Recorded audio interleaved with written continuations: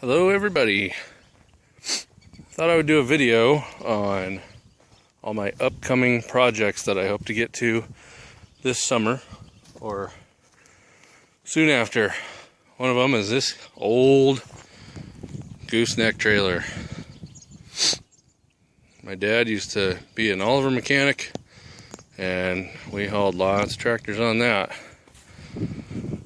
And I guess this little dip down here was for combines. I'm not sure what size combine. It had to have been pretty small, but I don't know if this was custom built for some combine manufacturer or what, but anyways, needs new tires, needs a new deck on it. Not sure if I'm going to go back with steel diamond tread, or I really don't want to put wood on it, but I'll probably figure something out. These ramps need a lot of attention, but the underneath is actually still in really good shape. And when we pulled it home, the wheel bearings, the hubs didn't get hot at all. Everything moved freely.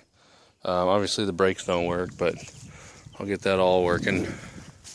This winch up here, I'll get that working. I'm gonna get a motor for it. She's not real big, but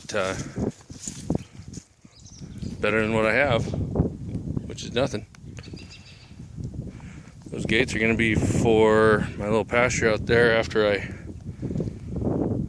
finally get some cattle someday. Probably a couple more years before that. So back here, that's a big old feed mill over there. They all feed all over Iowa. Anyways, here's a David Bradley rake that I picked up on the cheap. I think it needs new tires. I think maybe they'll take care.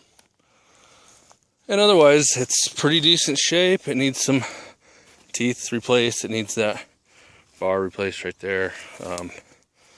But I mean, like, it's still raised and lowered. The gearbox still engaged, so stay tuned for that one. I'll be probably draining the gearbox out and taking it, opening it up and make sure that everything's good on there. Might have to replace that chain. That's probably one of them $1,000 chains from what I've seen online. Might be. Maybe I can get a service rep out here from David Bradley to take a look at it. And then here's my old John Deere number 5 sickle mower, which needs a little attention, but I actually got it working pretty good last year. But without a rake or a baler, I didn't really use it much. But I do use it on the ditches once in a while.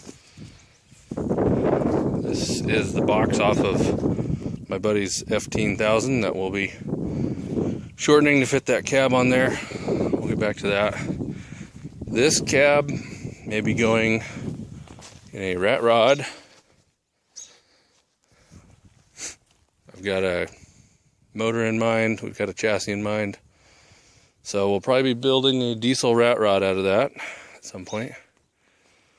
It's my generator, which needs new cables because I can't even hook it up to my house, but it works. You can plug stuff into it.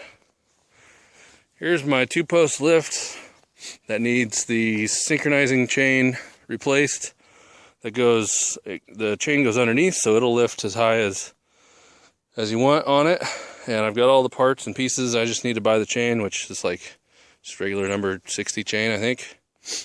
And so that's going to go in this summer at some point. When I poured my floor in the corn crib, I knew it was going to be my shop.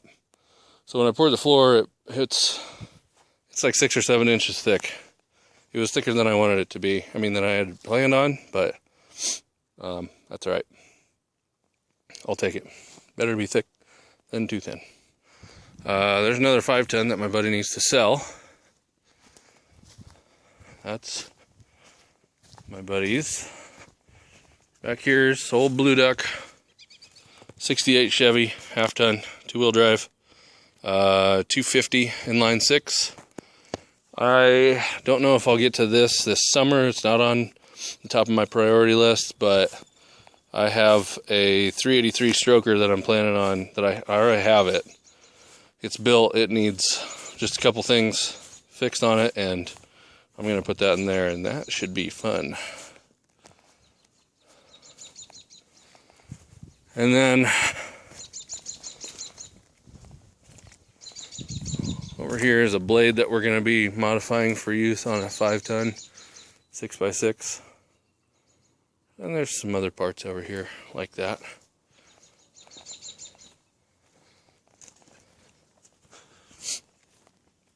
And I just swapped some vehicles around, so now I've got FrankenTruck in here in the barn.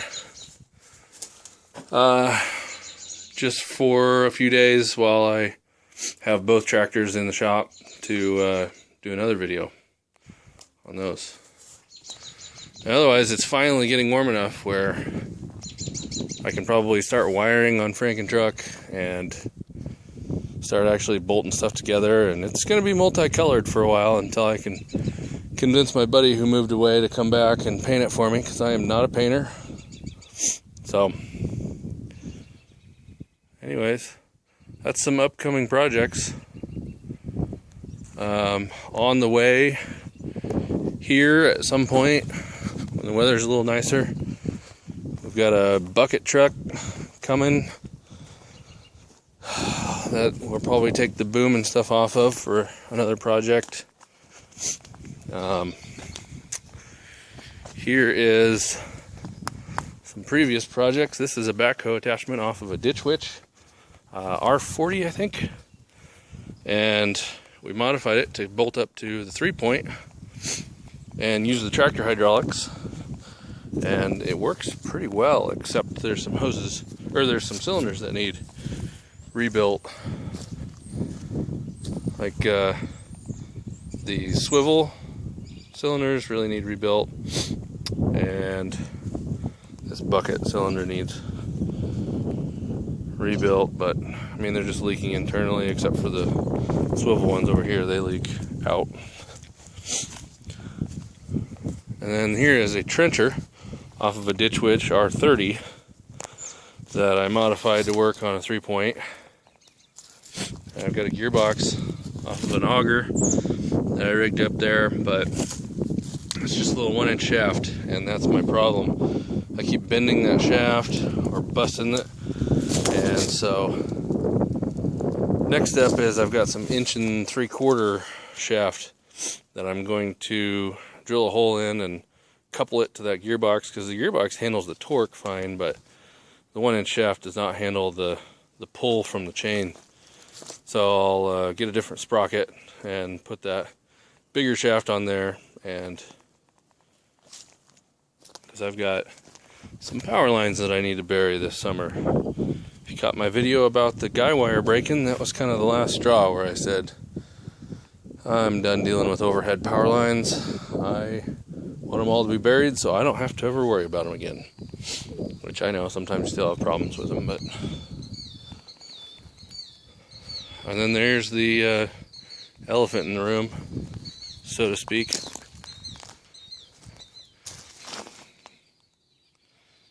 I'll let you see what you can see there, but I'll let my buddy do all the explanation on what we're planning on doing with that. So there you go. There's some projects for you that you can look forward to this coming summer.